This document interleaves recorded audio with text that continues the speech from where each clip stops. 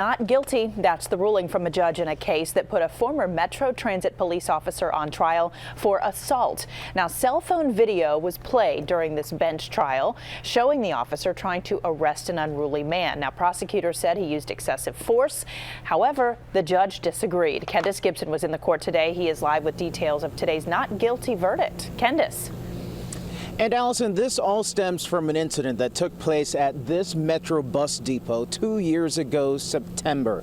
There was a former bus driver who was apparently drunk, and he was threatening other workers and damaging property. And that's when a WMATA police officer was called in. When WMATA Police Lieutenant David Mann arrived at the Southern Avenue Annex that night, cell phone cameras were rolling and captured what appears to be a violent arrest. But was this use of force criminal? Mann, a 21-year veteran, was charged and indicted and eventually fired by WMATA, all while maintaining he was doing what was necessary to control the suspect, which included slamming his face and body against the concrete 3 times. I literally bent down like this, grabbed him by the belt and his shirt, and I lift him up and push him down. He was a former bus driver. 60-year-old John Downton was admittedly drunk that September night when he started throwing bricks at buses and people at the annex. Mann took the call for help. He said Downton resisted arrest even after he pepper sprayed and struck him.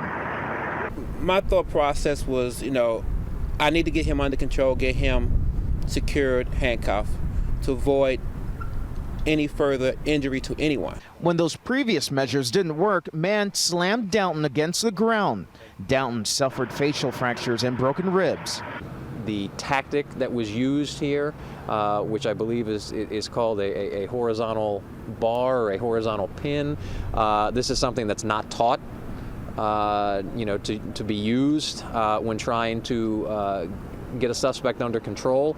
For the last 3 days, a judge at Prince George's County Circuit Court listened to testimony from the victim, from Mann, and watched those videos and said while Mann's actions may have been negligent, they were not criminal. He ruled from the bench Mann was not guilty of assault or the other charges against him.